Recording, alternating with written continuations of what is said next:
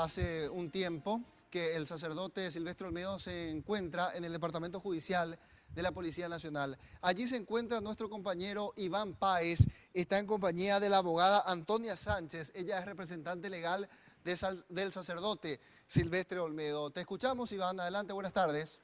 Así es, buenas tardes, Roberto. Estamos en el Departamento Judicial de la Policía Nacional. Está conmigo la abogada Antonia Sánchez. Finalmente va a pasar la noche aquí el sacerdote Silvestre Olmedo. Mañana se determinará a dónde finalmente va a ser derivado. Manifiesta y mantiene su postura la defensa de que no están de acuerdo con la decisión de que tenga que guardar prisión el sacerdote. ¿Es así, abogada? Así mismo. Si miramos el acta de denuncia hecho por la señorita Alexandra Torres, estamos ante un hecho de manoseo, toqueteo, pero que no está incursado dentro de ningún tipo penal.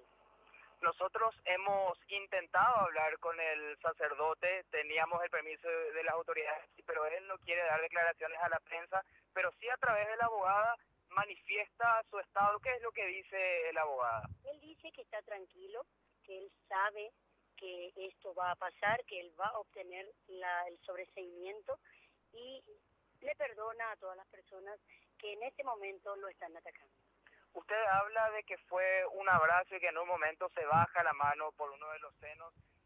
Esa famosa grabación en la que se escucha al sacerdote, ¿cuál es la postura de usted respecto a esa grabación? En la grabación él recibió la presión de 3 jóvenes en los cuales ellos le estaban insistiendo de que aceptara el hecho. Entonces, cuando ya no hubo una salida tratando de llegar a un acuerdo con ellos de que todo eso se debía tratar en el ámbito eclesial, él dijo sí, pero no fue con esa intención. Por lo cual, si se escucha la grabación en su contexto, vamos a notar de que en ningún momento él reconoció un hecho de violación, coacción ni acoso sexual. No reconoció, según ustedes, entonces en la grabación, no. Y ahora mantiene también de que es inocente y perdona a quienes le acusan. Así mismo, porque nosotros sostenemos la inocencia del padre Silvestre. ¿Ustedes no están de acuerdo de que él tenga que pasar la noche aquí en el Departamento Judicial? Por supuesto que no, porque el hecho que se le imputa fue incursado dentro de un artículo en el cual los presupuestos no están dados, porque hablamos de amenaza, de fuerza y sobre todo de coito. Ninguno de estos 3 puntos se ha dado, por lo cual no corresponde que se incurse dentro del artículo 128, que es un crimen, y mucho menos que lo manden a la cárcel. Finalmente, abogada, estuvo en gran cantidad de personas aquí, familiares, allegados del sacerdote.